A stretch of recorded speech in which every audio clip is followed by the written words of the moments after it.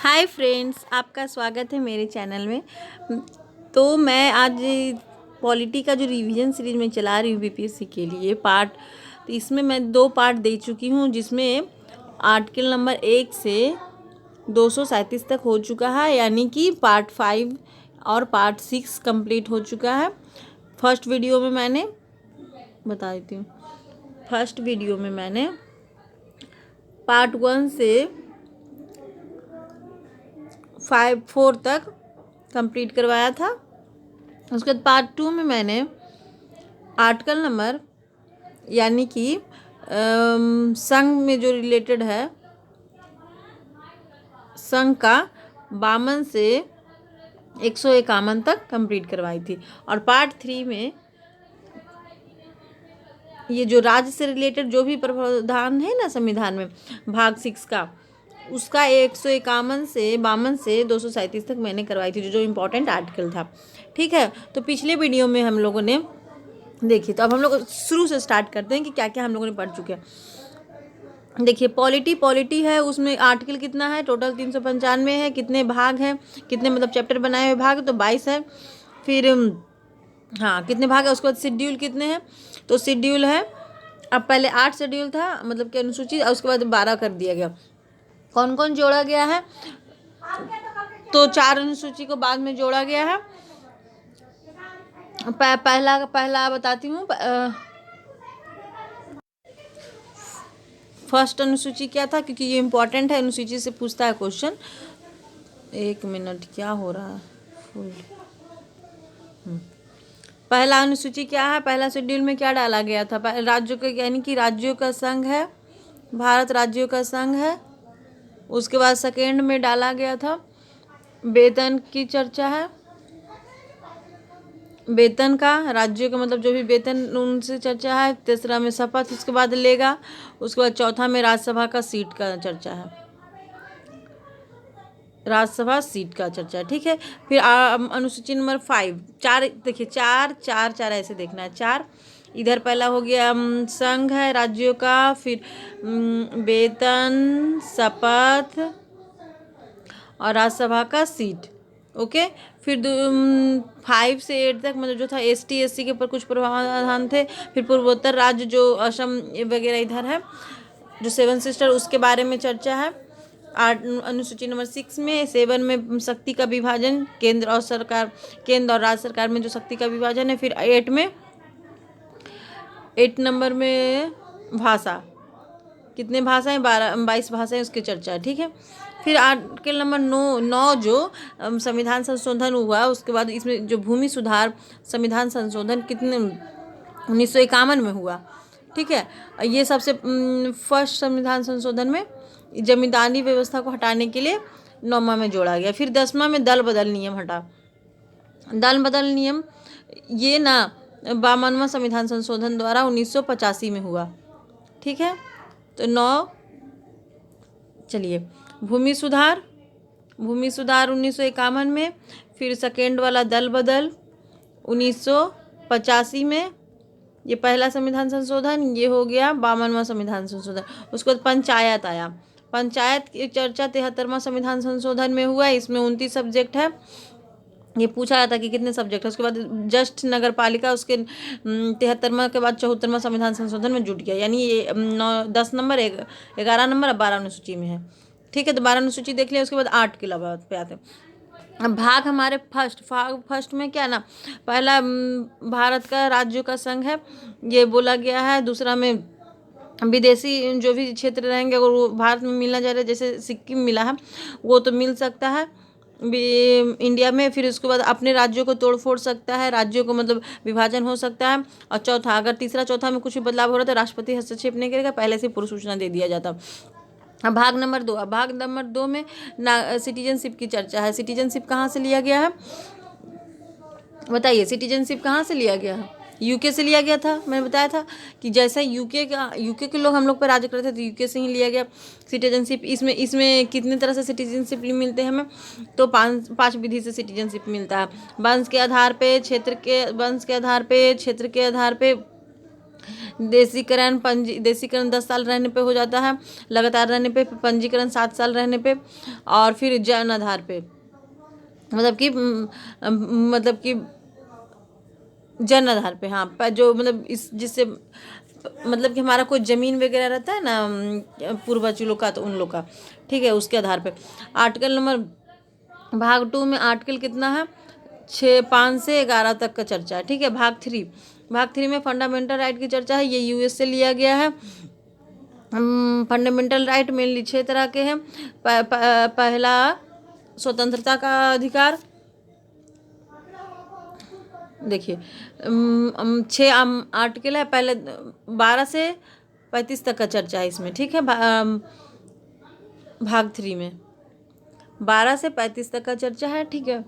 तो 12 में चर्चा है ना कि कोई भी मतलब से इलेक्ट्रिक बोर्ड, चाहे सुप्रीम कोर्ट, ये सब अपने में भी एक बोर्ड है, तो मतलब उसका एक फैसला अपने में ही फैसला सबको मानना पड़ेगा। फिर 13 में अगर फंडामेंटल राइट में किसी के कारण व्यक्ति, समाज, किसी को भी अगर परेशानी होता है तो उसमें चेंज हो सकता है, उसको हटाया जा सकता है। फिर अब 14 से देखिए 6 तरह का है। तो राइट टू इक्वलिटी, जो समानता का अधिकार है, समानता का अधिकार 14 से 18 तक में है। फिर स्वतंत्रता का अधिकार कितने में है, तो 19 से 22 तक में स्वतंत्रता का अधिकार का चर्चा है। फिर उसके बाद शोषण का विरोध, तो 23 यानी शोषण के विरोध में 23-24 का चर्चा है।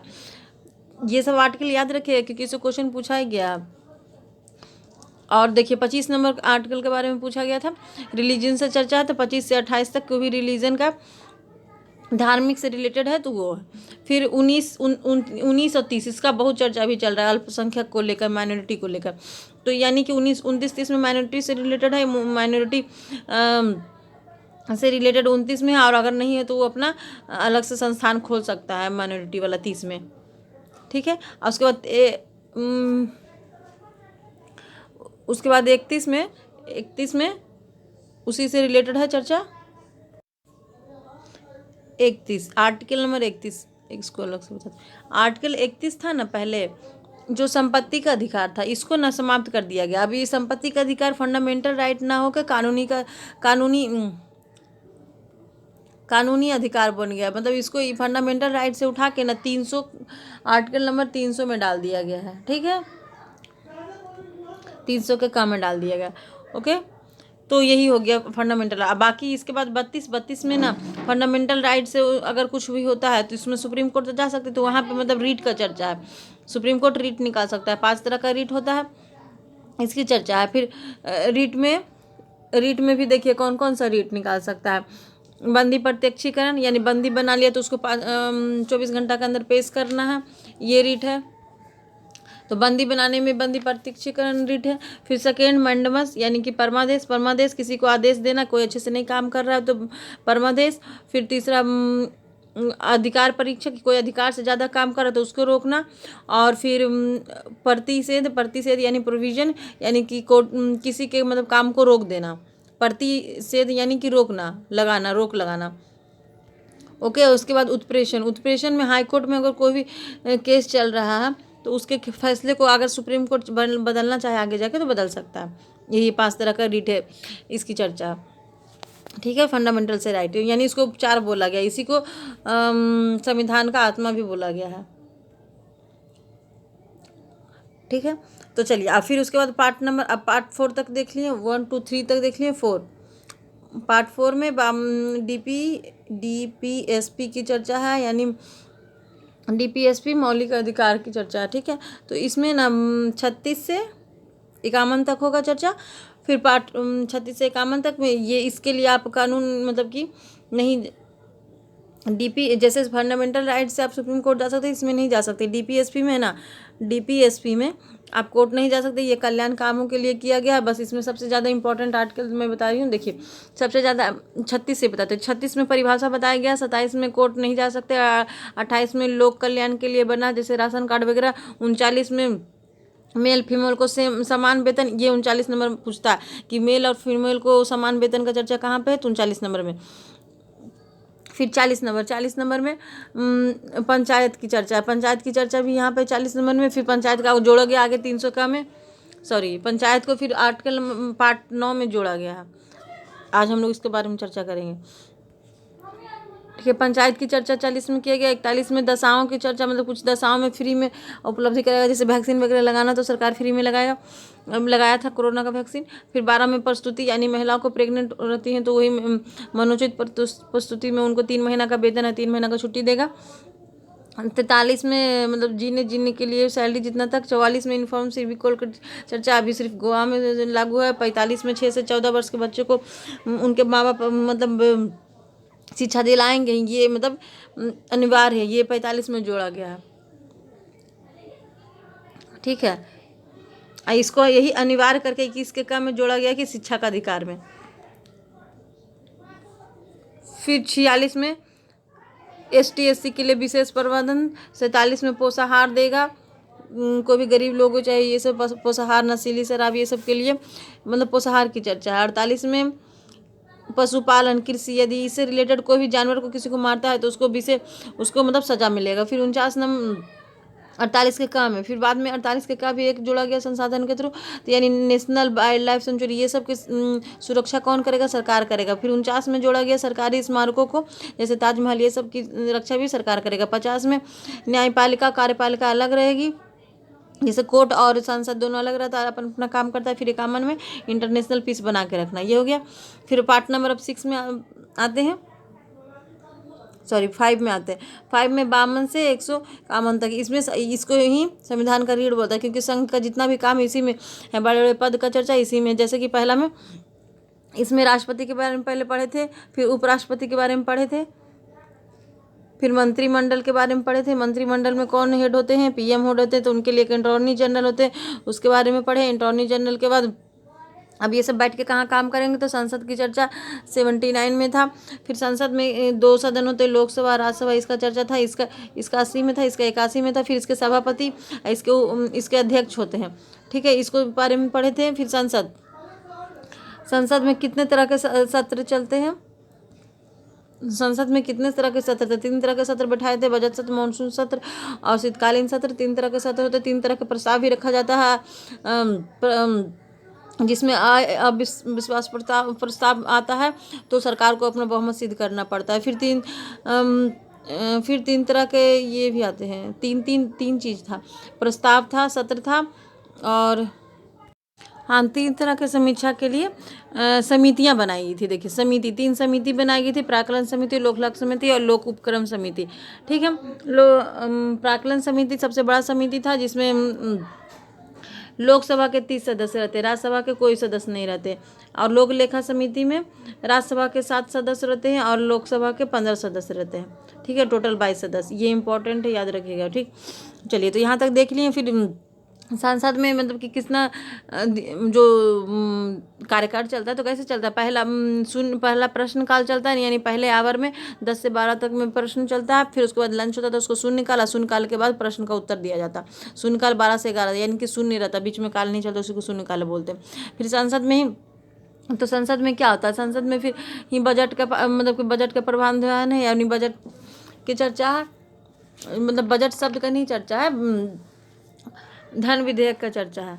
अच्छा, इससे पहले संसद में एक चीज़ और रह गया, संसद में संयुक्त अधिवेशन बुलाया जाता है। इसका चर्चा कितने नंबर आर्टिकल में है? ये क्योंकि पूछा था 108 नंबर को। कौन बुलाते हैं? राष्ट्रपति ही बुलाते हैं। अभी तक के मेनली 4 बार संयुक्त अधिवेशन बुलाया गया, जिसमें 3 बार में अटल बिहारी वाजपेयी मौजूद थे। ठीक है, 109 नंबर में धन विधेयक की परिभाषा की चर्चा। फिर 110 में धन विधेयक के निकालने का चर्चा है। फिर 111 में मतलब राष्ट्रपति इसके लिए अनुमति देंगे, इसका चर्चा है इस बिल के लिए। फिर 112 में बजट का चर्चा है। बजट निकाला जाता है किस लिए? वार्षिक वित्त के विवरण करने के लिए, खर्च करने के लिए। फिर 112 अगर बजट ये पास हो गया उसके लिए, तो 114 नंबर उसमें विनियोग विधेयक करते हैं, यानी कि पैसा निकल जाएगा RBI से। फिर 115 में इमरजेंसी फंड के लिए चर्चा। फिर 117 में वित्त विधेयक की चर्चा। वित्त विधेयक यानी फाइनेंस बिल, इसको डेवलपमेंट काम के लिए यूज होता है। फिर 120 नंबर इसके बाद भाषा की चर्चा है कि इंग्लिश हिंदी भाषा में ही होगा। फिर 123 में सबसे इम्पोर्टेंट 123 में है ना, राष्ट्रपति का अध्यादेश है। और इसी को छोड़ के मतलब कि 123 में अध्यादेश की चर्चा है। फिर 124 में सुप्रीम कोर्ट की चर्चा। यही चीज़ हम लोग देखिए राज्य में भी देखे थे। इसी को निकाल के 213 में था राज्यपाल की अध्यादेश की चर्चा, और 214 में था डिस्ट्रिक्ट हाई कोर्ट की चर्चा, हाई कोर्ट का राज्य में। ठीक है, तो इसी तरह से हम लोग सिमिलर करके देखे थे। फिर 125 में जज का वेतन का है, फिर 127 में हेड ऑफ जज का चर्चा है, फिर 129 में हाँ कोड ऑफ रिकॉर्ड होगा, यानी अगर हाई कोर्ट या सुप्रीम कोर्ट जो भी फैसला कर देगा वो एक रिकॉर्ड होगा, सबको मानना पड़ेगा। तो ये इसका चर्चा 129 में है। फिर 129 में 31 में इसके मूल अधिकार की चर्चा है, सुप्रीम कोर्ट का कौन कौन सा अधिकार होगा, यानी अगर सुप्रीम कोर्ट के पास कोई भी बड़ा मामला जैसे राष्ट्रपति उपराष्ट्रपति स्टेट में कोई भी विवाद हो गया, तो ये सब का सुनवाई कहाँ पे होगा, तो सीधे सुप्रीम कोर्ट में सबका केस जाएगा। ठीक है, 131 के बाद 137 में पूर्वालोकन, यानी सुप्रीम कोर्ट अगर कोई भी फैसला दे दिया तो उसको पूर्वालोकन फिर से विचार विमर्श करके चेंज कर सकता है फैसला। इसका एग्जाम्पल जैसे कि केशवानंद भारती मामले में सबसे ज़्यादा 13 जजों का पैनल बैठा था। फिर गोलकनाथ मामले में 11 जज का पैनल बैठा था। बाबरी मस्जिद में 5 जज का, और 3 तलाक में भी 5 जज का पैनल बैठा था। ठीक है, अब इसके बाद सीधे 139 पे आते हैं। 139 में रीट की चर्चा है, यानी सुप्रीम कोर्ट के रीट निकालने की चर्चा। इसके पहले हम लोग को कितना 32 नंबर में देखा था, फंडामेंटल राइट पे रीट निकालने की चर्चा 32 के तहत, अब बाकी अदर चीज़ों में 139 के तहत। ठीक है, 143 में और इसके बाद 143 में बोला गया कि जो सुप्रीम कोर्ट के जज हैं वो हाई कोर्ट प्रेसिडेंट को सलाह दे सकते हैं, और फिर प्रेसिडेंट से सलाह भी ले सकते हैं किसी मामले में। 148 में इसके बाद सबसे बड़ा CAG, 148 से 51 तक में CAG यानी common controller and auditor general की चर्चा है, जो इनको महालेखक परीक्षण बोलते हैं। ये कागजी शेर होते हैं, यानी कि कोई भी जांच वगैरह केंद्र का जो भी हिसाब किताब का जांच, ये CAG कहते हैं। ठीक है, पार्ट नंबर 5 खत्म हो गया। पार्ट नंबर 6 में राज्य की चर्चा है। राज्य यानी राज्य में जो जो इम्पोर्टेंट है, तो इसका चर्चा 151 से 237 तक में है। ठीक है, इसमें कौन कौन से इम्पोर्टेंट देखे थे देखिए, तो इसमें पार्ट 6 में क्या क्या देखे थे। 151 से 152 में स्टेट की परिभाषा की चर्चा है कि किस तरह से स्टेट होगा। 153 में राज्यपाल का चर्चा है। राज्यपाल का पद कहाँ से लिया गया, तो कनाडा से लिया गया। अब प्रेसिडेंट का पद कहाँ से लिया गया था, US से लिया गया था। 161 में राज्यपाल की क्षमादान की चर्चा है, राज्यपाल का क्षमादान का चर्चा 161 में। और राष्ट्रपति का क्षमादान कहाँ पे था, 72 में था। तो ये सिमिलर करके देखिए, मैं इसमें बता रही हूँ। अब 161 के बाद 163 पे आते हैं। 163 में जैसे कि उसमें मंत्रिमंडल होते थे, मंत्रिमंडल जैसे संघ में होता था, उसी तरह से इसमें मंत्रिमंडल की चर्चा 163 में है, जिसके हेड CM रहेंगे। इसमें इसके हेड PM थे। संघ में मंत्रिमंडल की चर्चा 74 नंबर आर्टिकल में था, इसमें 163 नंबर आर्टिकल में। ठीक है, याद रखना। ठीक इसी तरह से अदर मंत्रियों की चर्चा 164 में है, इसमें भी अदर मंत्रियों की चर्चा। इसके बाद 75 में था अन्य मंत्रियों का प्रावधान। ठीक है, अब इसके बाद 64 तक आ गया। 65 में बोला गया अब मंत्री हैं तो मंत्री के हेड CM है, तो इनके लिए फिर एक एडवोकेट जनरल होगा। जैसे PM के लिए अटॉर्नी जनरल थे।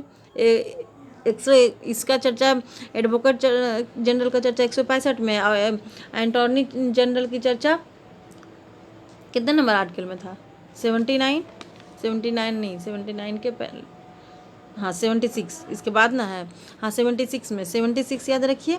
और इनका 165। ठीक है, 165 तक आ गया। 165 के बाद 168 में विधानमंडल एक होगा राज्य में, इसका चर्चा था। विधानमंडल होगा जैसे राज्य में विधानमंडल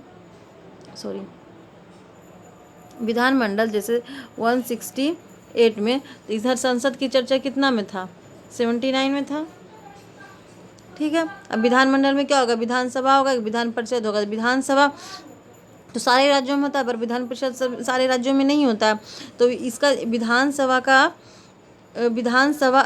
परिषद का सारे राज्यों में नहीं, तो चाहे तो बनाएगा फिर ख़त्म करता। तो इसका चर्चा सृजन या करने का चर्चा 159 नंबर आर्टिकल में है।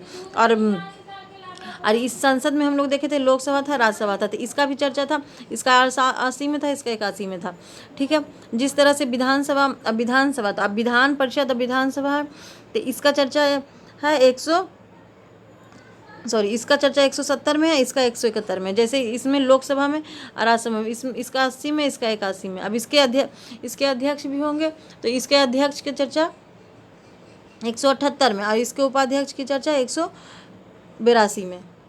सॉरी, विधान परिषद के सभापति की चर्चा 182 में। जैसे इसमें 89 में लोकसभा के सभापति की चर्चा, 93 में लोकसभा के अध्यक्ष की चर्चा। मैं सिमिलैरिटी करके भी बता रही हूँ, ठीक है। फिर 202 में राज्य के बजट की चर्चा है। राज्य का बजट जो कौन करेगा, फाइनेंस मिनिस्टर द्वारा किया जाएगा। फिर 213 में जैसे 123 में यहाँ पे राष्ट्रपति का अध्यादेश देखे थे, यहाँ पे राज्यपाल का अध्यादेश देखेंगे। फिर 124 में सुप्रीम कोर्ट देखे थे, तो 214 में हाई कोर्ट देखेंगे। इसी के बाद 215 में इसका अभिलेख यानी हाईकोर्ट का कोर्ट ऑफ रिकॉर्ड, यानी हाईकोर्ट कोई फैसला देगा तो उस राज्य को मानना पड़ेगा, ठीक है। उसके बाद सुप्रीम कोर्ट में जाता है। फिर 215 के बाद 215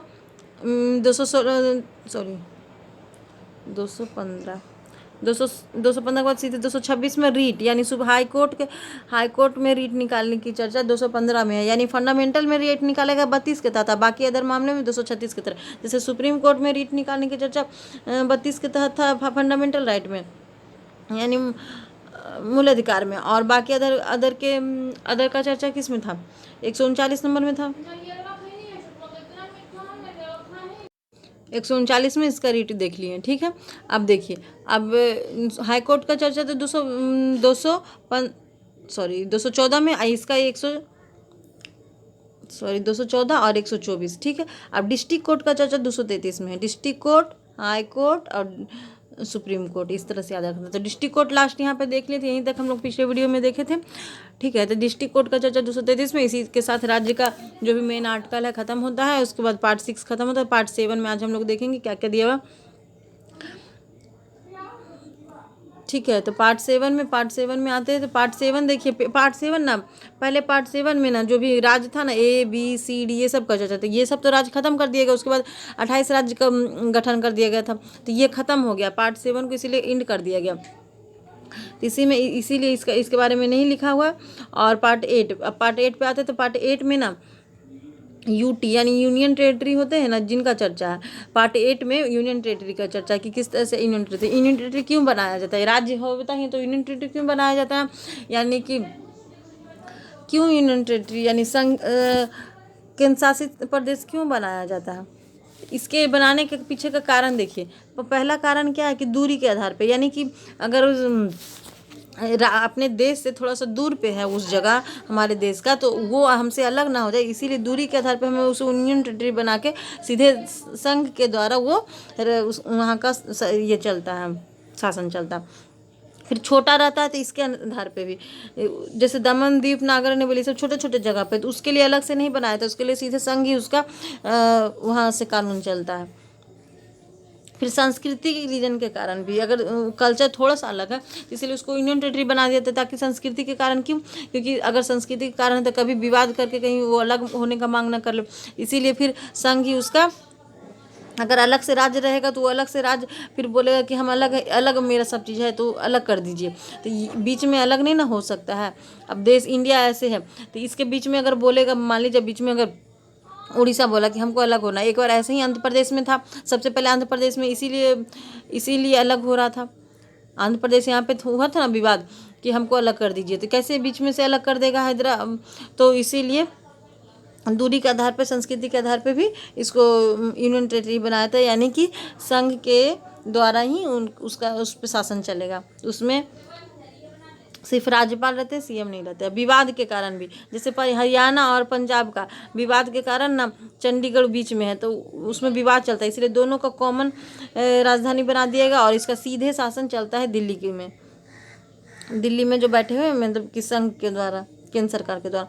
और राष्ट्रीय महत्व के कारण भी देखिए, जम्मू कश्मीर में राष्ट्रीय महत्व, क्योंकि जम्मू कश्मीर ऊपर में है, जम्मू कश्मीर ऊपर में, यहाँ पे पाकिस्तान लेने के लिए हमेशा तत्परता ऊपर चाइना रहता था, इसीलिए इसके लिए भी यूनियन टेरिटरी यानी सीधे दिल्ली के द्वारा यानी केंद्र सरकार के द्वारा शासन चलेगा। यहाँ पे कोई अपना अलग राज्य नहीं रहेगा, अपना अलग रहेगा तो फिर अलग होने का मांग कर लेगा, इसीलिए।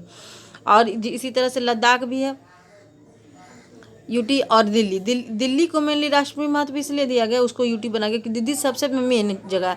और अगर ये इसको अलग से राज्य सिर्फ बना दिया गया तो इसमें अगर अलग से सिर्फ राज्य बना दिया गया तो वो फिर अलग से मांग कर लेगा, और बीच में इंडिया के बीच में अगर वो अलग से देश का मांग कर ले, अगर मे भी बना भी ले, तो फिर ये अलग देश बीच में बन जाएगा, तो ये प्रॉब्लम हो जाएगा। इसीलिए यहाँ पे केंद्र सरकार के द्वारा ही मतलब कि काम चलता है। दिल्ली में देखिए राज्यपाल तो होते हैं, लेकिन यूनियन टेरिटरी में मेनली सीएम नहीं होते, यानी मुख्यमंत्री नहीं नियुक्त होते। लेकिन दिल्ली में मुख्यमंत्री क्यों नियुक्त है? क्योंकि यहाँ पे विधान परिषद भी है, दिल्ली में विधान परिषद भी है, इसीलिए दिल्ली में मुख्यमंत्री भी नियुक्त है।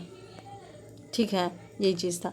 तो बस यूटी में इतना ही चर्चा, पार्ट 9 में सिर्फ यूटी का चर्चा है, यूटी यानी यूनियन टेरिटरी का चर्चा है,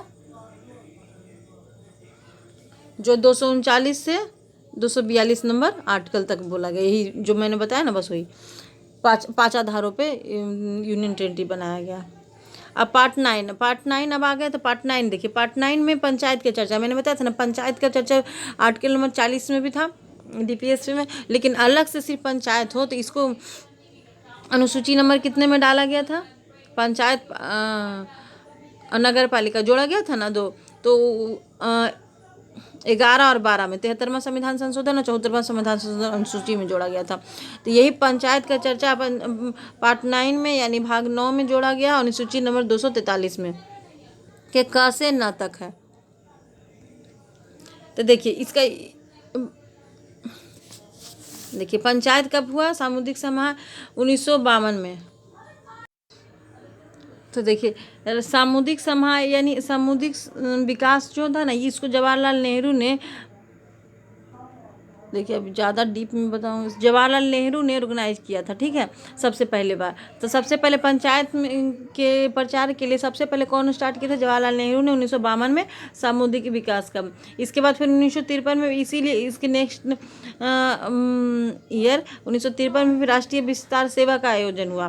फिर इसके बाद जब 3-4 साल के बाद 1957 में एक बलवंत राय समिति बनाया गया, जिन्होंने मतलब कि सब जगह पहले उन्होंने सर्वेक्षण किया, उनको मतलब 2 साल के लिए समय दे दिया गया जगह जगह जाके सर्वे करने के लिए कि क्या पंचायत की ज़रूरत है या नहीं है। तो वही बलवंत राय समिति का गठन हुआ 1957 में, और फिर 2 साल के बाद वो अपना रिपोर्ट पेश करते हैं 9 अक्टूबर 1957 में, पंचायत के लिए बोल देते हैं। तो इसीलिए सबसे पहले राजस्थान के नौगौर में पंचायत का स्थापना कर दिया जाता है। ठीक है, तो सबसे पहले पंचायत कहाँ पे स्थापित हुआ? तो नौगौर राजस्थान में। ये क्वेश्चन पूछा जाता है। ठीक है, 2 अक्टूबर को हुआ था, 9 अक्टूबर दिया हुआ, चलिए 2 अक्टूबर 1959 को। ठीक है, फिर इसके बाद फिर अशोक मेहता समिति का गठन हुआ। अशोक मेहता समिति का गठन हुआ कि मतलब पंचायत में आज कुछ जोड़ना है, कुछ मतलब डेवलपमेंट के और कुछ ऐड होते रहता है ना, कुछ भी बनता है नया चीज़, तो उसमें कुछ ऐड होना है या कुछ मतलब कि नया चीज़ बनना है या कुछ हटाना है, तो इसके लिए समितियाँ बनेगी। तो उसके बाद समिति वही अशोक मेहता समिति, याद रखना है, 1977 में बना। इसने बोला ना कि जो पंचायत है ना, पंचायत में 2 स्तरीय ही होना चाहिए। तो 2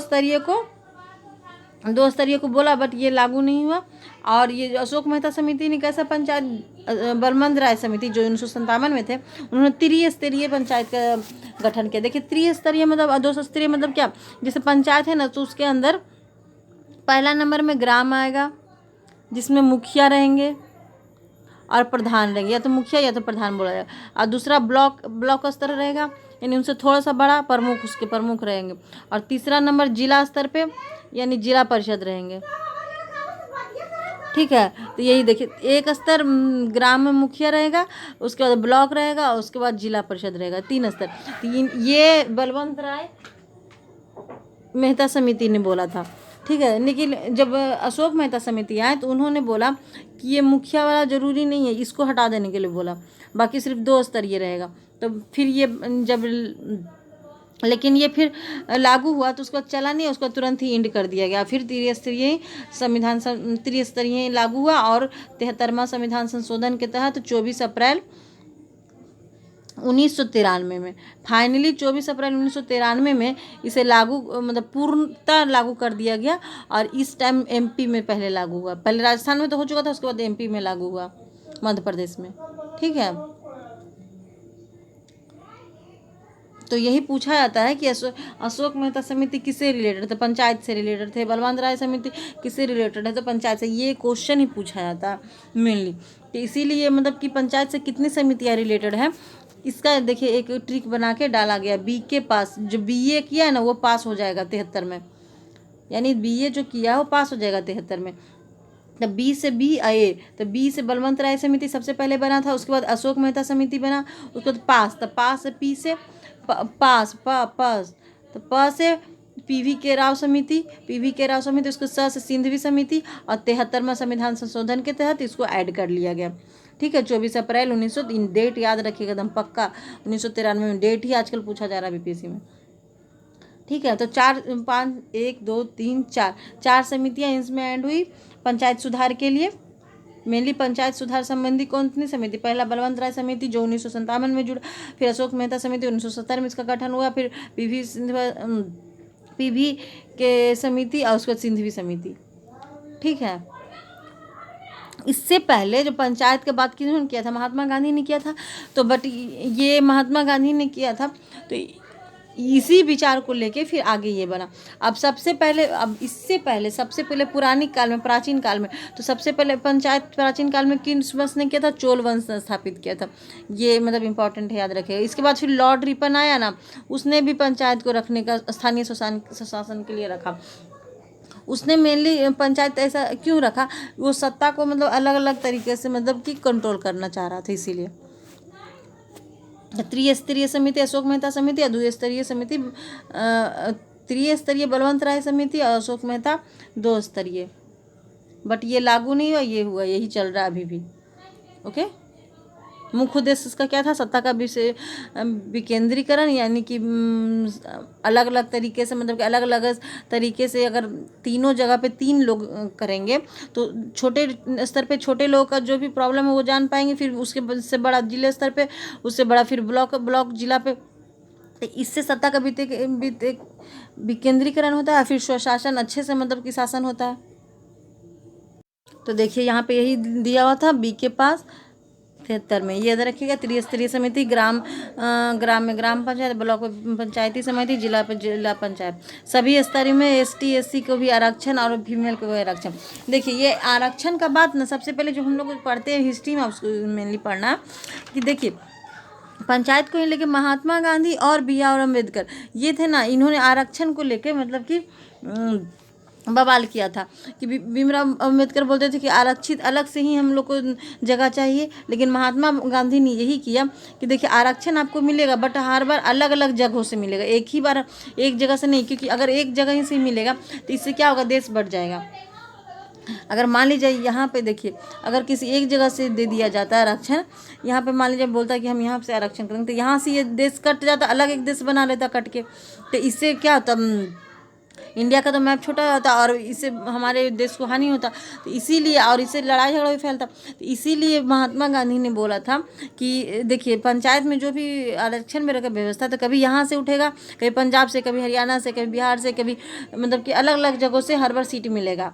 ठीक है, तो इसीलिए हुआ था। तो BR अम्बेडकर और महात्मा गांधी के बीच में यही समझौता पीछे हुआ था, और आरक्षण को लेके। तो यहीं पे आरक्षण का बात पंचायत में भी बोला गया कि किसके किसके लिए आरक्षण? ST SC वर्ग के लिए भी आरक्षण निकलता है, फिर फीमेल के लिए निकलता है।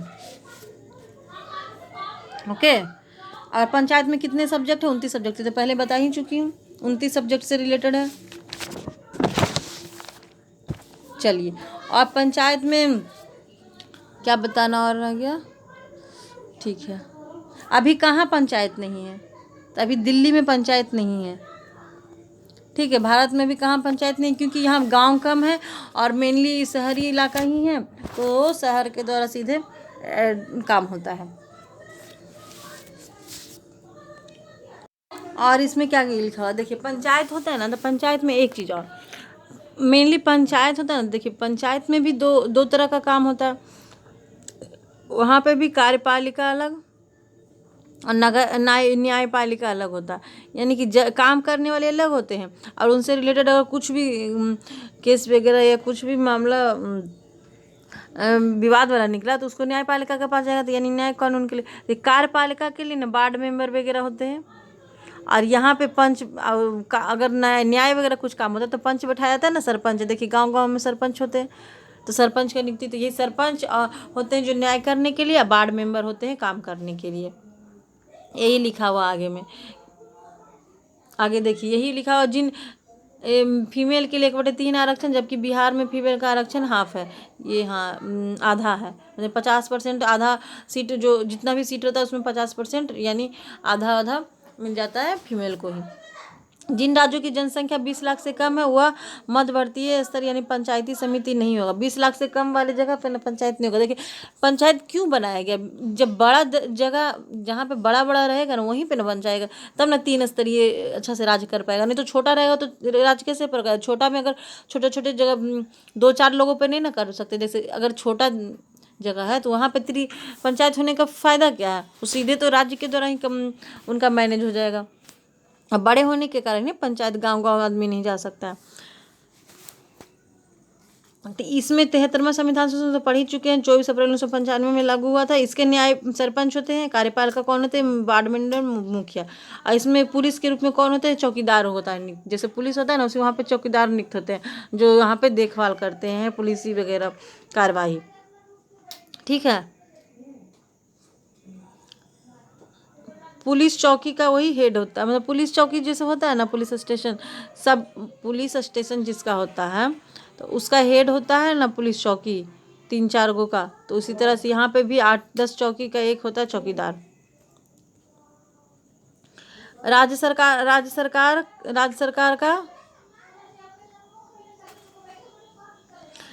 सरकार ग्राम सेवक, बीडीओ, जिला विकास अधिकारी राज्य सरकार द्वारा ये सब नियुक्त होते हैं। और जमीन का लेखपाल करने के लिए पटवारी, लेखपाल, कानूनगो ये सब नियुक्त किया जाता है। ठीक है, और जमीन का माप अमीन करता है, ये तो सब पता ही है। स्थानीय स्वशासन सबसे पहले चोल में आरंभ किया था। रिपन ने स्थानीय स्वशासन को बल किया, और स्थानीय स्वशासन सत्ता का विकेंद्रीकरण के लिए होता है। स्थानीय स्वशासन मतलब देखिए जो मैं बताई हुई पंचायती राज और नगर पालिका। तो स्थानीय स्वशासन में यही 73वां संविधान संशोधन पंचायती जुड़ा गया, और 74वां में नगर पालिका। तो यही 300 का से अणा में ये है, और बाकी इधर। तो पंचायती में किस में, ग्राम पंचायत, पंचायत समिति या जिला पंचायत। वही जो ब्लॉक, यहाँ मुखिया रहेगा, यहाँ पे मुखिया रहेंगे, और यहाँ पे ब्लॉक स्तर पे मेयर वगैरह रहेंगे, और फिर यहाँ पे जिला पंचायत में सीधे जिला परिषद वगैरह रहेंगे। ओके, ठीक है। और देखिए अभी एक चीज़ और बता देती हूँ। और नगर पालिका में वही तरह से नगर पंचायत, नगर परिषद, नगर निगम। नगर निगम बड़े शहरों को नगर निगम होता है, और फिर नगर परिषद उससे छोटे शहरों को, सबसे छोटा शहर में नगर पंचायत रहता है, उसके बाद नगर परिषद बनता है, उसके बाद नगर निगम। अगर बड़ा हो गया फिर अगर बड़ा जनसंख्या जैसे जैसे बढ़ते जाता है ना तो बनते जाता। अब यहाँ पे एक चीज़ इंपॉर्टेंट है कि देखिए मुखिया तो होता है, पहले वार्ड मेंबर होता है, वार्ड मेंबर काम करने वाला, तो वो अपना रिपोर्ट किसको देगा, मुखिया को देगा।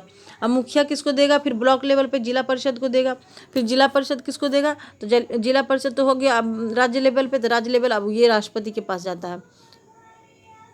ठीक है, तो रिपोर्ट इस तरह से ये जो फ्लो डायग्राम बनता है, वार्ड के बाद मुखिया, मुखिया को जिला परिषद, जिला परिषद राष्ट्रपति। ये कभी कभी पूछा जाता है कि कैसे काम होता है, इसका क्रम बताइए, तो क्रम यही होता है।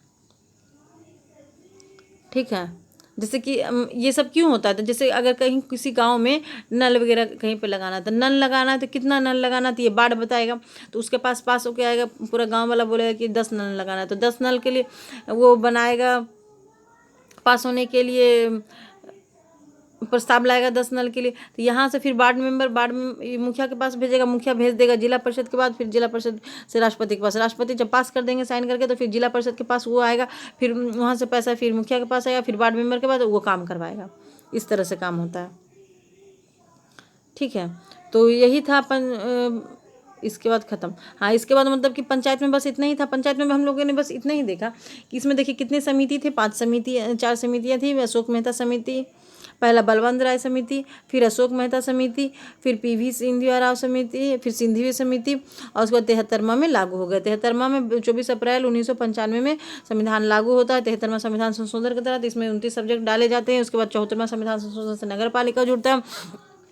त्रिस्तरीय का कौन बोला था? बलवंत राय समिति। और 2 स्तरीय के लिए अशोक मेहता समिति। 2 स्तरीय नहीं चला, अब त्रिस्तरीय चला। सबसे पहले कहाँ पे? राजस्थान के नौगौर में पंचायत लागू हुआ, लेकिन पूर्णतः जब लागू हुआ 1977 में, तो उसके बाद एमपी में लागू हुआ। जब पास होने के बाद पूर्णतः तो एमपी में लागू हुआ, मध्य प्रदेश में। ठीक है, हाँ, इसे बस इतनी। और ये क्या, चलिए ठीक है।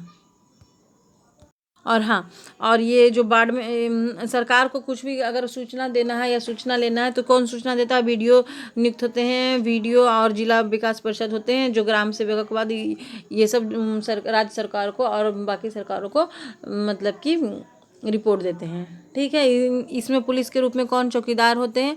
और एक चीज़, इसमें 3 त्रिस्तरीय है, तो जो पंचायत मुखिया ये सब का जो चुनाव होता है। अब चुनाव होता है तो कौन करवाएगा? तो चुनाव का निर्णय कौन लेता है? राज्य सरकार लेता है। राज्य सरकार लेता है। चुनाव कौन कराता है? तो चुनाव कौन कराएगा? अब राज्य का हो रहा है तो चुनाव कौन कराएगा? तो राज्य चुनाव आयोग कराते हैं। जैसे केंद्र में केंद्र चुनाव आयोग कराते हैं ना, राष्ट्रपति का भी, राज्यपाल का, सबका जितना भी सीएम का भी जो होता है, पीएम मुख्यमंत्री का भी चुनाव तो संघ द्वारा ही होता है, केंद्र द्वारा।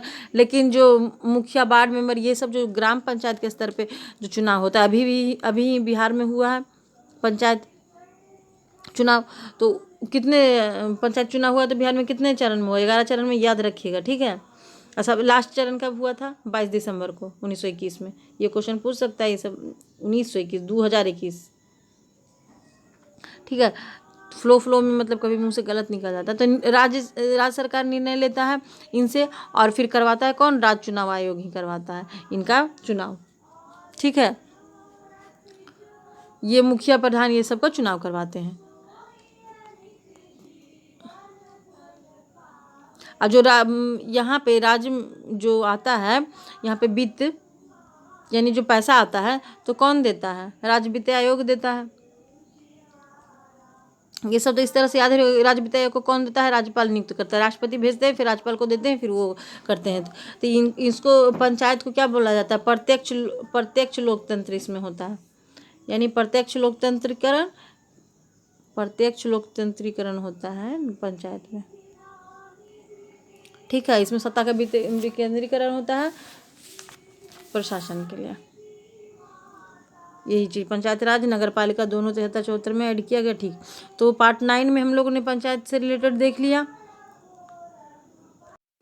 जिसमें 243 के क से अंगा तक पंचायत का चर्चा, और इसी में नगर पालिका भी चर्चा।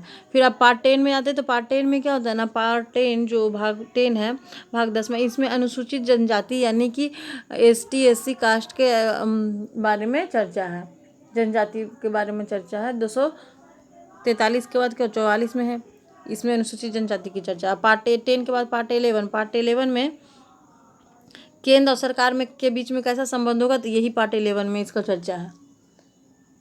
ठीक है, इसका चर्चा 265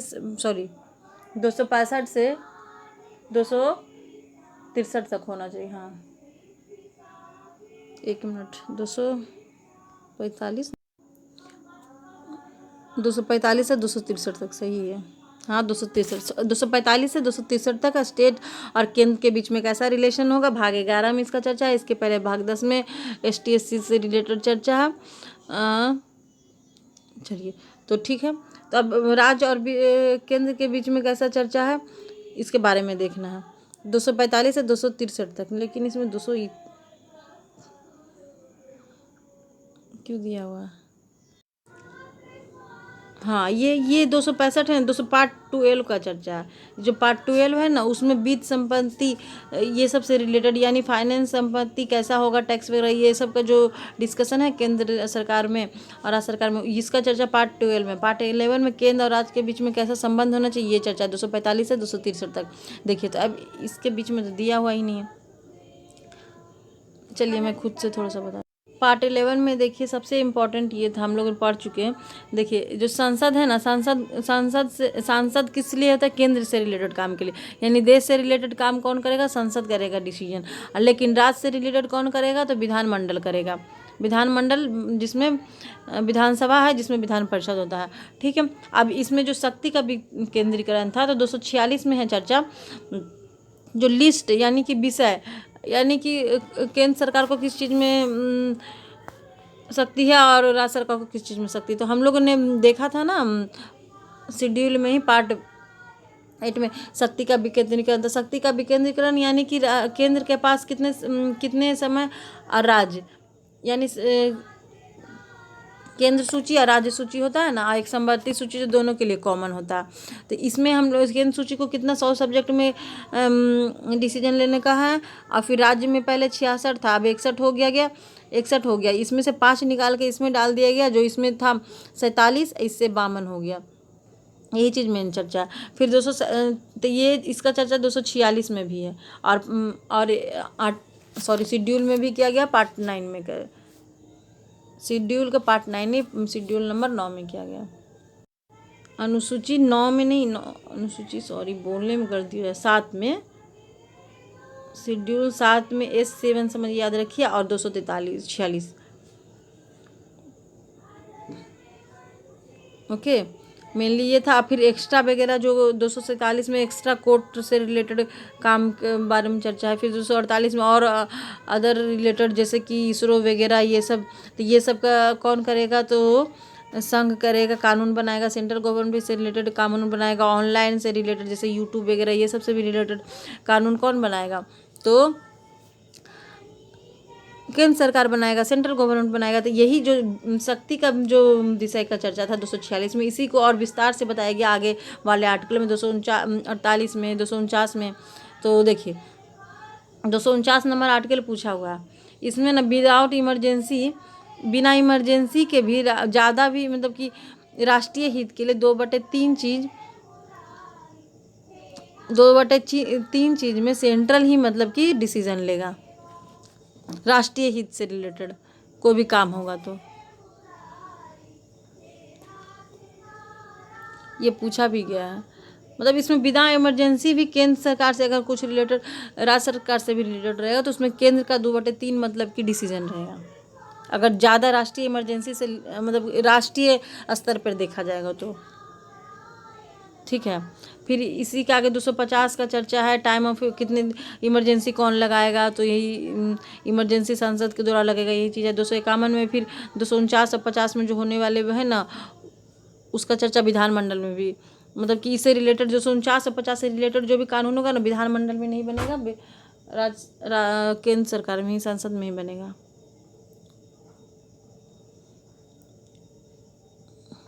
चलिए, तो यहाँ तक कंप्लीट हो चुका।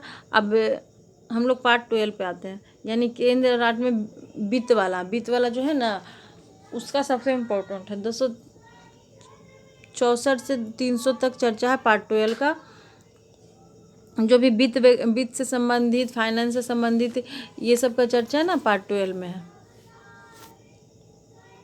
फाइनेंस, प्रॉपर्टी से रिलेटेड देखिए 264-65 नंबर अनुच्छेद में क्या, बिना संसद के में विधि बनाए कर नहीं लगा सकते, यानी बिना संसद में, बिना कोई कानून बनाए आप कर ऐसे टैक्स नहीं लगा सकते। वहाँ पे कानून विधि बनता है, उसके बाद टैक्स लगता है।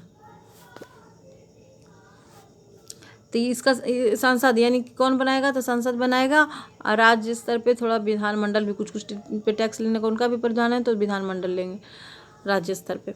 फिर 266 ये इम्पोर्टेंट है, भारत में संचित निधि जो जमा निधि होता है और देश का कुल धन का चर्चा है।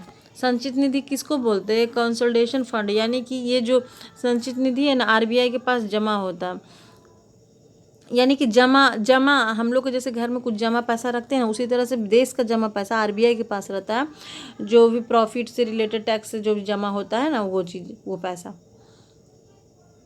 जैसे ट्रेन भी, अगर रेलवे स्टेशन कोई बिकता है तो उससे पैसा मिलता है, तो वो सब चीज़ का जो पैसा कहाँ रखा था? आरबीआई के पास। यानी जैसे हम लोग अपना पैसा बचा के कहाँ पे रखते हैं, बैंक के पास जाके रखते, तो वो केंद्र सरकार अपना पैसा कौन बैंक के पास रखता है, तो आरबीआई के पास रखता है। बस यही कहने का मतलब है। जैसे एग्जाम्पल में राजेंद्र नगर जो रेलवे स्टेशन है वो बिका है, तो उसका पैसा कहाँ पे, आरबीआई के पास रखा है केंद्र ने। बस यही कहने का मतलब है। 267 में अब कहा गया, यानी संचित निधि का चर्चा किसमें किया गया, 266 में। 267 में भारत में आकस्मिक निधि जो इमरजेंसी फंड है 5 करोड़ तक धन रखा रहेगा। देखिए जैसे हम लोग के घर में भी होता है, तो कोई चीज़ पैसा जमा हो तो जो हमेशा के हर महीने जो भी एक्स्ट्रा बचता है तो वो रखाता है, नहीं तो नहीं रखाता। लेकिन इमरजेंसी के रूप में कुछ तो कुछ रखा रहता है ना बैंक में, चाहे कुछ भी हम लोग घर में भी जमा करके कुछ रखते हैं इमरजेंसी फंड कि ताकि कोई भी इमरजेंसी आने पे वो काम आए। जितना भी 2000 4000 लोग रखते हैं अपने जितने भी लेवल पे, जितना लेवल जिसका है वैसा रखता है। तो उसी तरह से देश का भी कुछ इमरजेंसी आ जाए, जैसे कि बाढ़ वगैरह का, बाहर से आक्रमण हो जाए, विदेशी आक्रमण, तो ये सब के लिए भी जैसे कोरोना के टाइम में तो इमरजेंसी फंड निकाला गया था, तो उसी तरह से इमरजेंसी फंड रखा हुआ था आरबीआई के पास, यानी 500 करोड़ तक रखा रहेगा ही इमरजेंसी। इसको आप निकाल नहीं सकते, इमरजेंसी आने पर ही निकलता है। ठीक है। अगर संचित देखिए इमरजेंसी फंड में अगर कमी आ गया, जैसे अभी कोरोना में निकल गया था, तो अगर उसमें कमी आ गया तो उसको भर के हमेशा रखना, यानी संचित निधि जो भी हमारा जमा रहेगा ना उससे निकाल के इमरजेंसी फंड में हमेशा डाल के रखना, यानी हमेशा ये जमा ही रहेगा साल भर में। और संचित निधि से निकाल के आप रख सकते हैं अगर घट रहा है तो। संचित निधि कम हो सकता है पर इमरजेंसी फंड को आप कम नहीं कर सकते, ये चीज़ है। इसका चर्चा 268 में पूछा गया, ये आर्टिकल नंबर पूछा जाता है किस में चर्चा है इमरजेंसी फंड का, किस में चर्चा है संचित निधि का, 267 में। फिर 280 में वित्त आयोग यह केंद्र और राज्य के बीच की शक्ति का विभाजन है, इसमें 42% टैक्स आय का मिलता है। देखिए जो टैक्स होता है, राज्य सरकार जो टैक्स कलेक्ट करती है तो उसमें उनको टैक्स का 42 जितना भी, जैसे मान लीजिए 100 रुपये टैक्स कलेक्ट हुआ तो उसमें ना 42 रुपये केंद्र सरकार पास सारा टैक्स जाएगा राज्य सरकार से, तो वो 42% वापस कर देती है राज्य को, उनके अपने अपने राज्य को खर्चा करने के लिए। बाकी जो रहता है वो केंद्र के पास चला जाता है। ठीक है, बस 42% आता है। वित्त एक असंवैधानिक पद है, तो पता ही है वित्त आयोग एक संवैधानिक पद है। योजना आयोग के अध्यक्ष पीएम ही होते हैं, एकता आयोग के भी अध्यक्ष पीएम होते हैं, अंतरिक्ष आयोग के अध्यक्ष पीएम होते हैं, क्षेत्रीय परिषद के अध्यक्ष गृह मंत्री यानी होम मिनिस्टर होते हैं। अभी कौन होम मिनिस्टर है, अमित शाह, तो वही रहेंगे। फिर इसके बाद डायरेक्ट 315, तो 315 अच्छा, इससे पहले एक है 300 के कम है संपत्ति का अधिकार जो हम लोग पढ़े थे, निकाल दिया गया था 31 नंबर आर्टिकल से। तो संपत्ति का अधिकार यही कानूनी अधिकार में डाला गया है, यहाँ पे संपत्ति के अधिकार को प्रॉपर्टी को कानूनी आधार में अब डाल दिया गया है। 300 के काम 280 में हम लोग देखें क्या, वित्त आयोग यानी फाइनेंस कमीशन का चर्चा। 300 का में संपत्ति के अधिकार का इंड। ठीक है, देश वित्त आयोग से कितना परसेंट केंद्र को से राज्य में 42% रिटर्न होता है।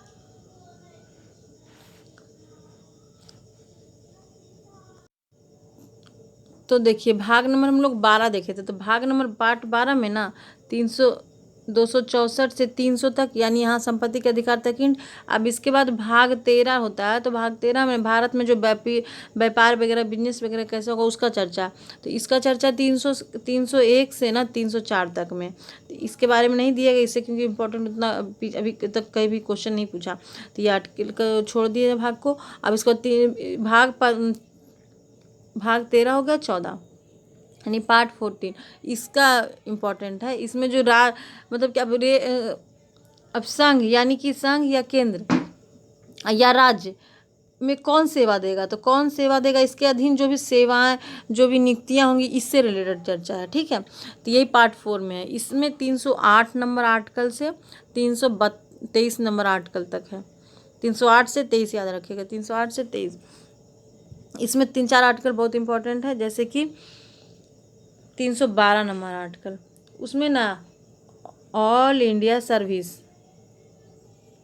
इसको पता ही होगा आपको, यानी अखिल भारतीय सेवा जो IAS बोलते हैं, ये सब इसके अंतर्गत कौन आता है, UPSC आता है। अखिल भारतीय सेवा के अंदर UPSC IAS ये सब का पद आता है। तो ये सब का पद कहाँ से आया ये सब का पद? यही तो, यही नियुक्तियाँ होगी। ये सब किसके लिए होंगे? तो ये सब केंद्र सरकार के लिए सेवाएं देंगे। इसका नियुक्ति कौन करेगा? केंद्र सरकार करेगा, ठीक है। या हटाना रहेगा या कुछ भी रहेगा तो केंद्र सरकार करेगा, लेकिन नियुक्ति करेगा केंद्र सरकार। के लिए सर्विस तो केंद्र के लिए करेंगे, लेकिन किसी राज्य में ही ना नियुक्त होंगे, तो इसीलिए राज्य सरकार नियुक्त करता है। मतलब कि जिस सरकार में ना वही जाके नियुक्त करेंगे।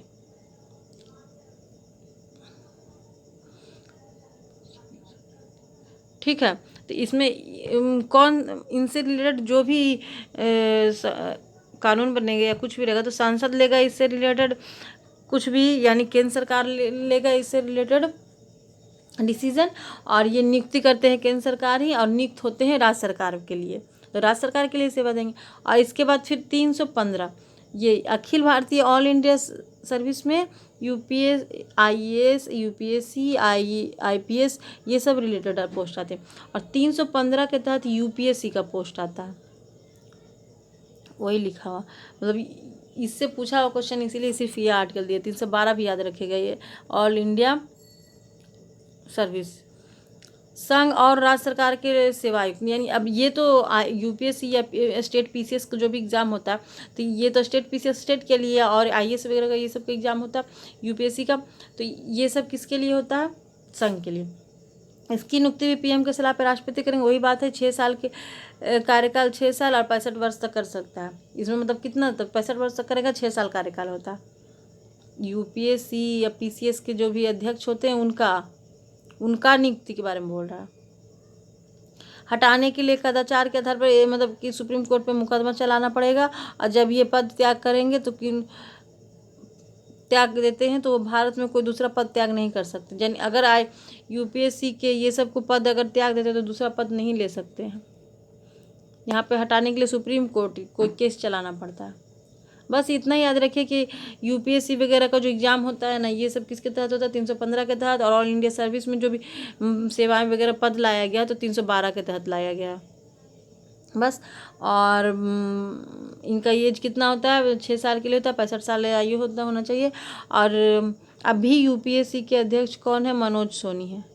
ये करेंट से रिलेटेड क्वेश्चन है, याद रखिएगा, ठीक है। तो पार्ट 14 तक हम लोग का कंप्लीट हो चुका है।